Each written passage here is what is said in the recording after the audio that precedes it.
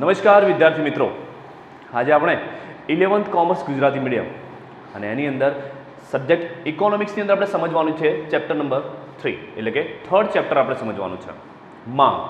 માંગ વિશે આપણે ગયા લેક્ચરમાં પણ સમજ્યા હતા.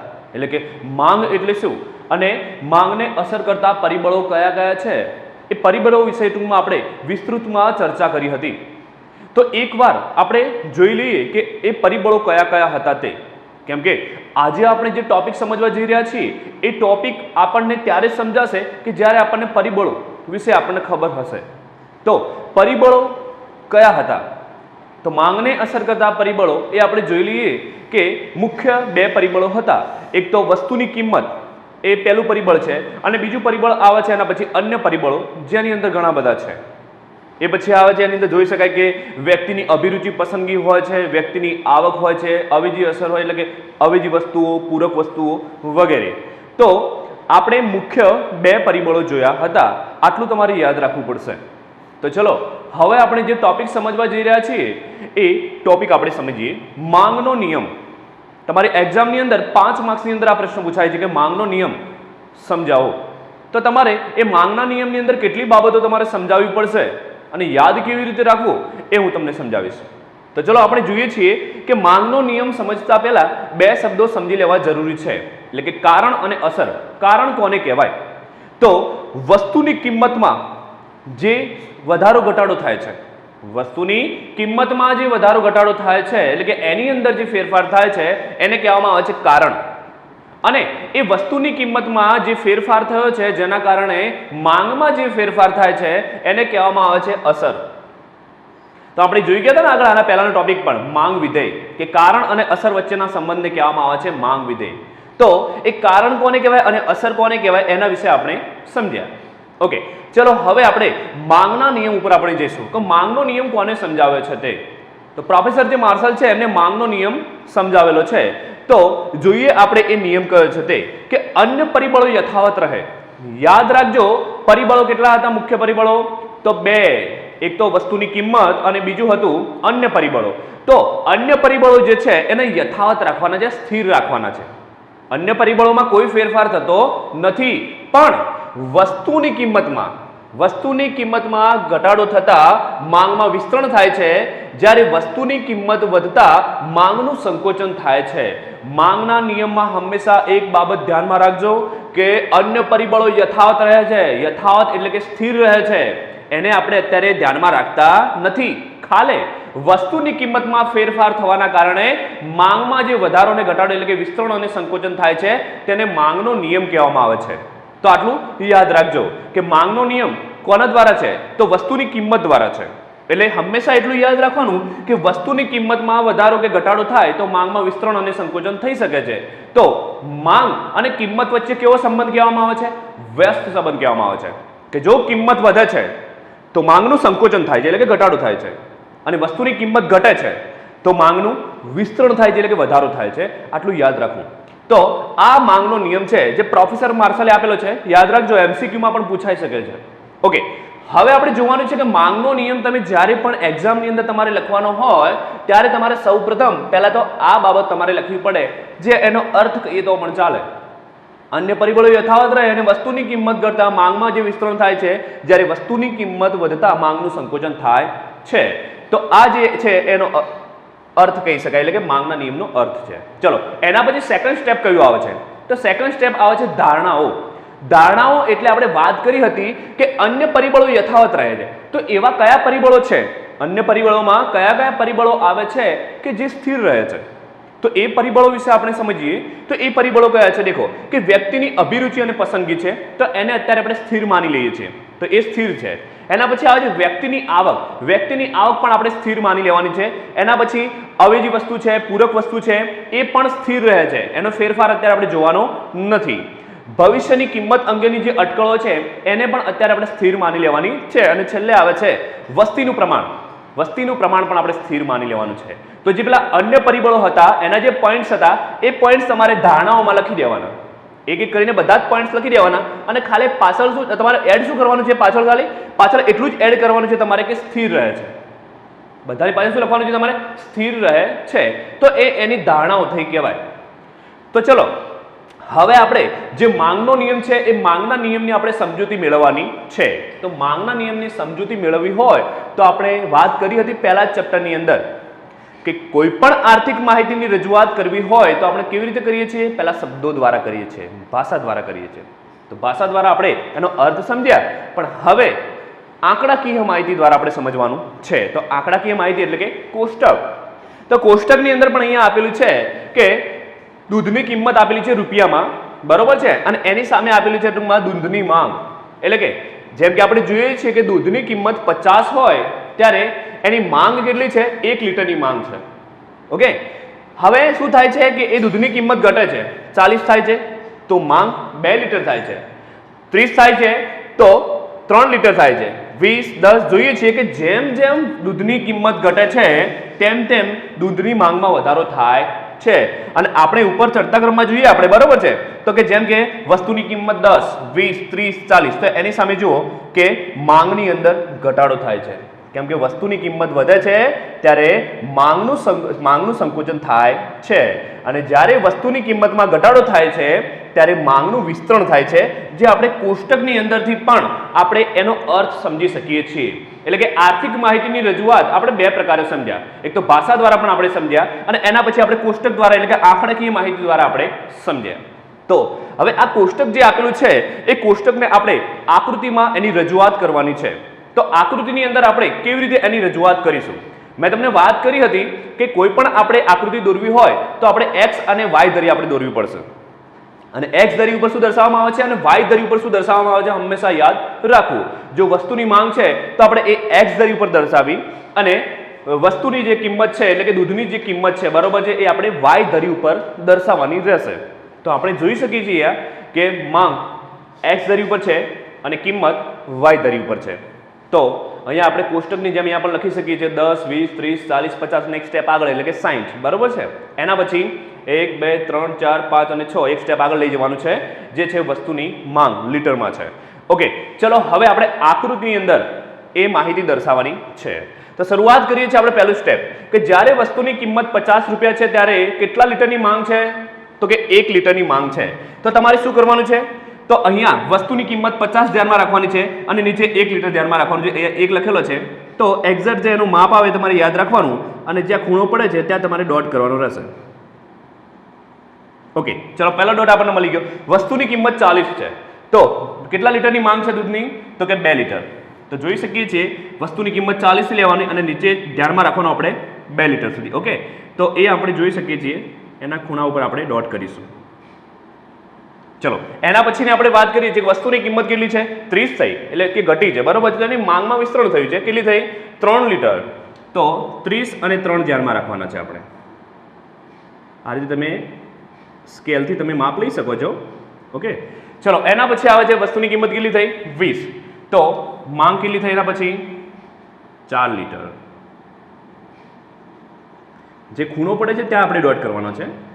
ઓકે, ચલો વસ્તુની કિંમત કેટલી થઈ? 10 એટલે કે લીટરનો ભાવ 10 રૂપિયા થઈ ગયો. તો એની માંગ કેટલી છે? તો કે 5 થઈ ગઈ.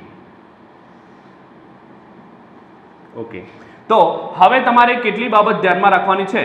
તો આપણને કેટલા ડોટ મળ્યા? 1, 2, 3, 4 અને 5. ઓકે, તો હવે એક ડોટ ઉપર ટૂંકમાં આપણે સીધી એક રેખા દોરી દઈશું આપણે.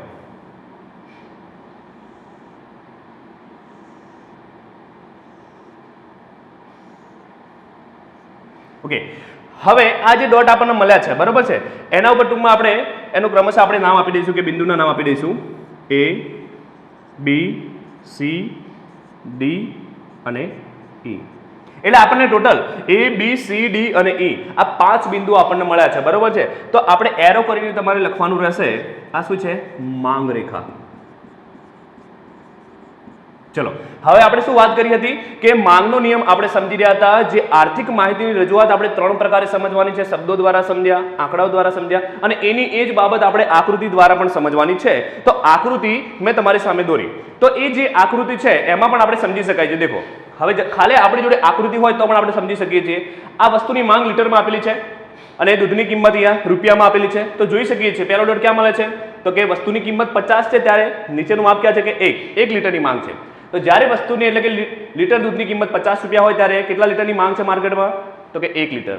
એમ આપણે બિંદુમાં જોઈશું તો છેક ઈ સુધી આપણે જોઈ શકીશું કે જેમ જેમ વસ્તુની કિંમત વધે છે તેમ તેમ માંગનું સંકોચન થાય છે અને જેમ જેમ વસ્તુની કિંમત ઘટે છે તેમ તેમ માંગનું વિસ્તરણ થાય છે. એટલે કે વધારો અને ઘટાડો જે છે એની જગ્યાએ આપણે બે શબ્દોનો પ્રયોગ કરવાનો છે કે વિસ્તરણ અને સંકોચન. વિસ્તરણ એટલે કે વધારો અને સંકોચન એટલે ઘટાડો. તો આપણે આજે આકૃતિની અંદર મેં તમને આ માહિતી તમને દર્શાવી છે. તો ચલો હવે માંગનો નિયમ જે છે, માંગના નિયમમાં આપણે કેટલી માહિતી સમજ્યા? તો કે માંગનો નિયમ, એની ધારણાઓ છે, અનુસૂચિ છે અને આકૃતિ છે.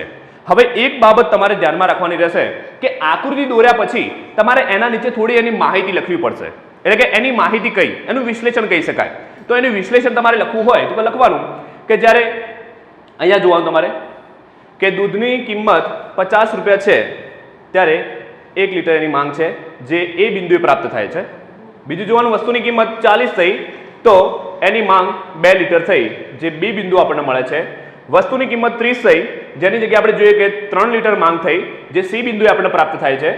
અને 20 રૂપિયાની કિંમત થઈ ત્યારે એની 4 લીટરની માંગ થઈ જે ડી બિંદુએ આપણને મળે છે. અને 10 કિંમત થઈ ત્યારે આપણને 5 લીટરની માંગ જોવા મળે છે જે એ બિંદુએ આપણને જોવા મળે છે. તો આપણને જે આખી રેખા મળી છે જેને કહેવામાં આવે છે માંગ રેખા, એટલે કે માંગનો નિયમ આપણે સમજ્યા. પણ હવે એક મહત્વની બાબત તમારે જોવાની છે કે જે રીતે મેં તમને સ્ટેપ બાય સ્ટેપ જે બિંદુઓ દ્વારા મેં તમને સમજાવ્યું છે એવી રીતે તમારે એનું વિશ્લેષણ થોડું નીચે શબ્દોમાં સમજાવવાનું રહેશે. કેમ કે માંગના નિયમમાં એ સમજાવવું જરૂરી છે. અમુક એનું થોડું બીજું વિશ્લેષણ થોડું બાકી છે, એ વિશ્લેષણ વિશે આપણે થોડી ચર્ચા કરીએ. તો અહીંયા વિશ્લેષણ આપેલું છે કે આવક અસર અને અવેજી અસર. આવક અસર કોને કહેવાય? તો હું તમને સમજાવું છું કે એક્ઝામ્પલ આપણે લેવાનું છે કે એક્ઝામ્પલ આપણે જોઈએ છીએ કે પહેલા લીટર દૂધની કિંમત 50 રૂપિયા છે ત્યારે 1 લીટર દૂધ આપણે ખરીદીએ છીએ. 1 લીટર દૂધની કિંમત કેટલી છે? 50 રૂપિયા છે. એટલે કે વ્યક્તિની આવકમાં વધારો અને ઘટાડો થવાથી કે પછી એની સામે આપણે જોઈએ કે માંગમાં વધારો ઘટાડો થવાથી કે કિંમતમાં વધારો ઘટાડો થવાથી શું થાય છે? તો ચલો તમને એની અસર હું તમને સમજાવું. માની લો કે વ્યક્તિની જે આવક છે સ્થિર છે, આપણી આવક જે છે એ સ્થિર રહે છે પણ વસ્તુની કિંમતમાં ઘટાડો થશે. એટલે કે લીટર દૂધની જે કિંમત છે એ જો 10 રૂપિયા મળશે આપણને, 10 રૂપિયાની અંદર આપણને 1 લીટર જો દૂધ મળે તો આપણે જોઈ શકીએ છીએ કે 1 લીટર દૂધની જે કિંમત 50 રૂપિયા હતી તો આપણે 1 લીટર દૂધ ખરીદતા હતા. તો હવે શું થયું કે એ લીટર દૂધની કિંમત ઘટી અને 10 રૂપિયા થઈ ગઈ. તો હવે શું થયું કે આપણી ખરીદ શક્તિમાં વધારો થયો. હવે તમે કેટલા લીટર દૂધ તમે ખરીદી શકશો? તો કે 5 લીટર. કેમ કે 50 રૂપિયા તો આપણે દૂધ પાછળ ખર્ચતા જ હતા, બરોબર છે? તો હવે એ જે તે વ્યક્તિ 5 લીટર દૂધ ખરીદવાની ક્ષમતા ધરાવે છે. વ્યક્તિની આવક સ્થિર છે, આવકમાં કોઈ વધારો ઘટાડો થયો નથી પણ વસ્તુની કિંમતમાં ઘટાડો થયો છે જેના કારણે કહી શકાય છે કે વ્યક્તિની ખરીદ શક્તિમાં વધારો થાય છે. અને જે વાસ્તવિક જે આવક કહેવામાં આવે છે, જે ખરીદ શક્તિ અને જે સેવાઓ પાછળ જે ખર્ચ કરે છે જેને વાસ્તવિક આવક કહેવાય, તો એ વાસ્તવિક આવકની અંદર એનો વધારો થયો કહેવાય, બરાબર છે? તો અહીંયા આપણે સમજી શકીએ છીએ કે આવક સ્થિર રહે, વ્યક્તિની આવક સ્થિર રહે છે પણ જો વસ્તુની કિંમતમાં ઘટાડો થાય તો વ્યક્તિની ખરીદ શક્તિમાં વધારો થવાથી માંગનું વિસ્તરણ થાય છે. તો આ તમારે ખાસ યાદ રાખવું, બરોબર છે? આને કહેવાય આવક અસર. શું કહેવામાં આવે છે એને? આવક અસર કહેવામાં આવે છે. ચલો એના પછી આપણે સમજવાનું છે અવેજી અસર. તો અવેજી અસરની પણ આપણે વાત કરીએ કે કોઈ પણ અવેજી વસ્તુ આપણે લેવાની છે કે ચલો આપણે એક્ઝામ્પલ પેન્ટનું લઈએ છીએ. તો જીન્સ પેન્ટ છે અને ફોર્મલ પેન્ટ છે, એટલે કે સાદી પેન્ટ છે. તો જીન્સ પેન્ટની પ્રાઇસ એક્ઝામ્પલ 500 રૂપિયા, એટલે કે 500 રૂપિયાની અંદર એક જીન્સ પેન્ટ મળતું હોય અને એની સામે જોવા જઈએ છીએ આપણે કે જે અવેજી વસ્તુ કઈ છે તો ફોર્મલ પેન્ટ, એટલે કે સાદી પેન્ટ કહેવામાં આવે છે.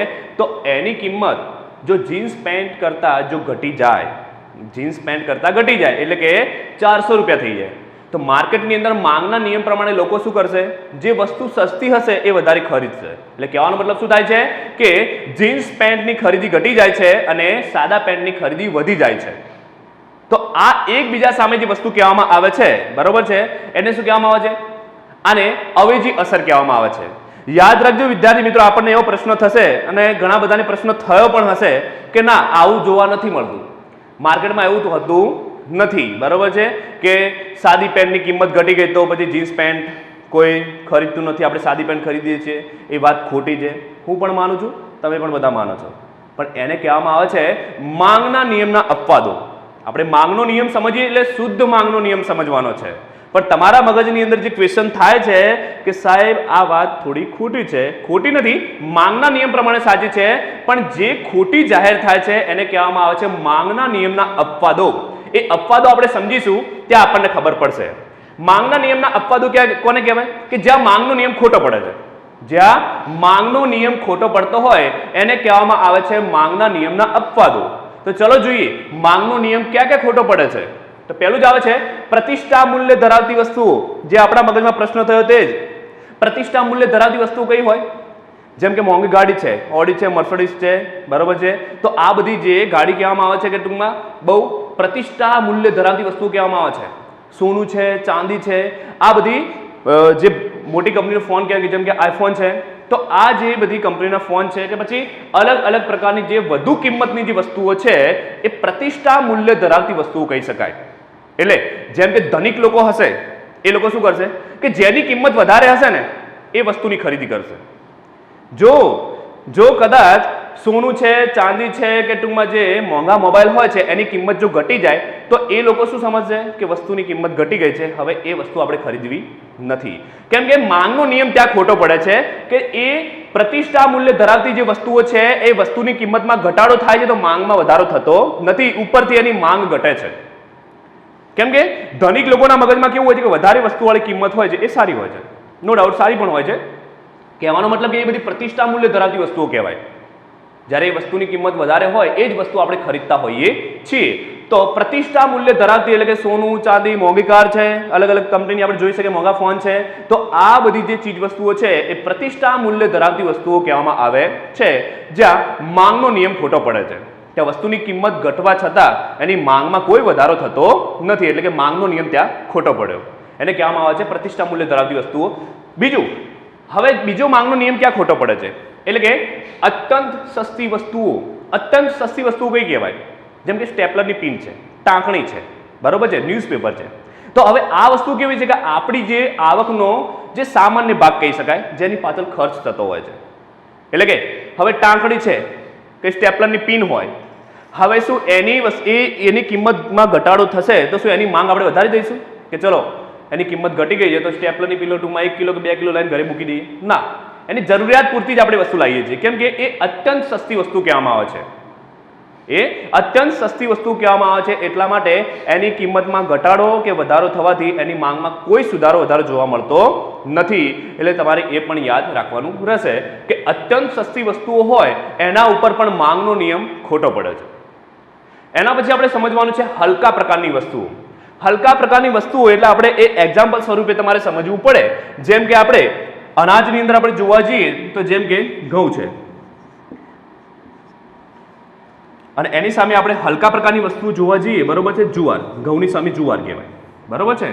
તો બીજું આપણે જોઈએ છીએ કે જેમ કે શુદ્ધ ઘી આવે,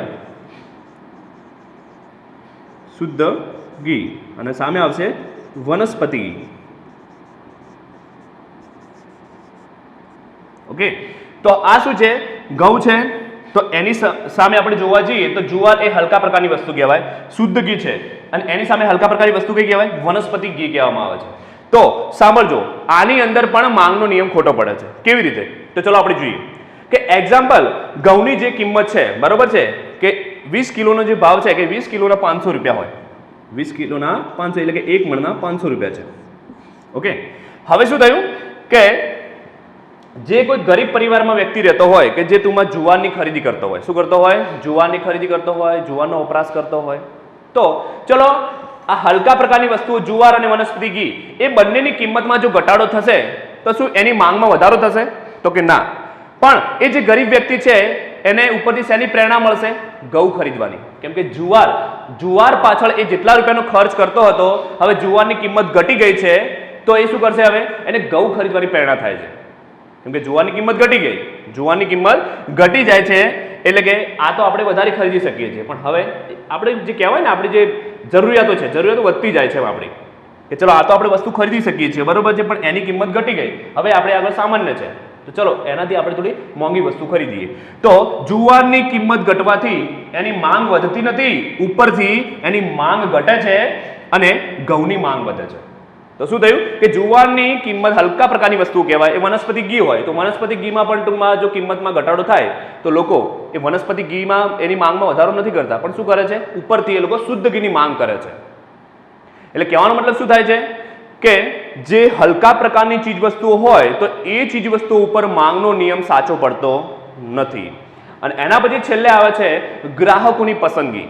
આપણે બધા જ છીએ, આપણી અમુક પસંદગી હોય છે, આપણી અમુક ચોઈસ હોય છે કે એક્ઝામ્પલ કપડાં હોય કે પછી XYZ પ્રકારની આપણી જે જીવન જરૂરિયાત જે ચીજવસ્તુઓ હોય છે એ આપણી ફિક્સ હોય છે.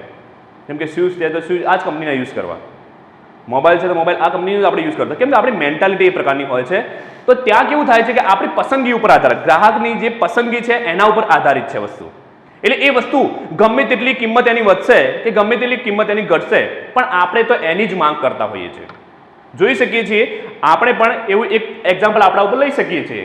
જેમ કે કોઈ આપણે બ્રાન્ડ કંપનીના આપણે કપડાં પહેરતા હોઈએ, હવે એની કિંમત વધે કે પછી ઘટે, પણ આપણે એ જે તે કંપનીની વસ્તુ જ આપણે ખરીદતા હોઈએ છીએ. એટલે કહેવાનો મતલબ શું થયો કે એની કિંમતમાં વધારો કે ઘટાડો થવાથી માંગમાં કોઈ વધારો ઘટાડો થયો નથી.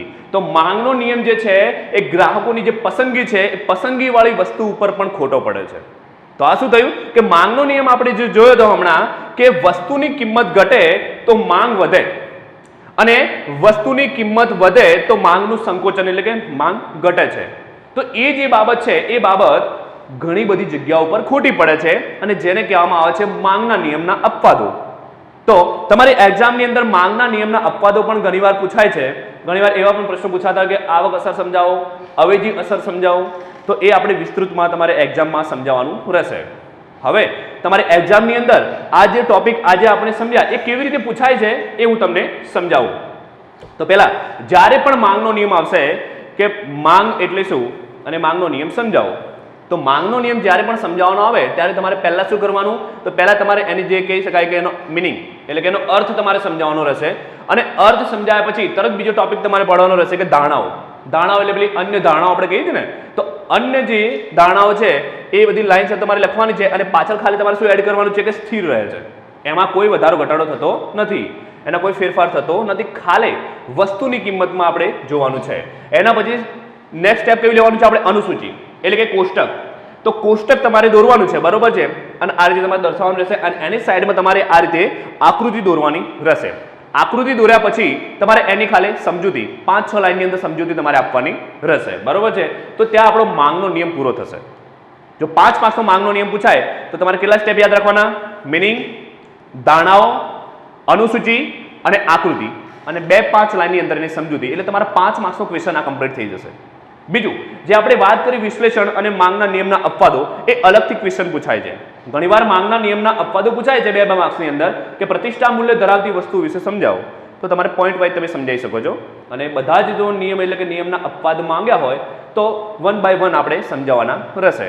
અને આ પણ 2 માર્ક્સની અંદર પૂછાઈ શકે છે વિશ્લેષણ કે આવક અસર કોને કહેવાય અને અવેજી અસર કોને કહેવાય. અવેજી અસર અને આવક અસર પણ તમારે તૈયાર કરવાનું રહેશે. તો આજના લેક્ચરની અંદર આપણે માંગનો નિયમ અને માંગના નિયમના અપવાદો આપણે અહીંયા કમ્પ્લીટ કરીએ છીએ. હવે પછીનો ટોપિક આપણે નેક્સ્ટ લેક્ચરમાં આપણે સમજીશું. Thank you.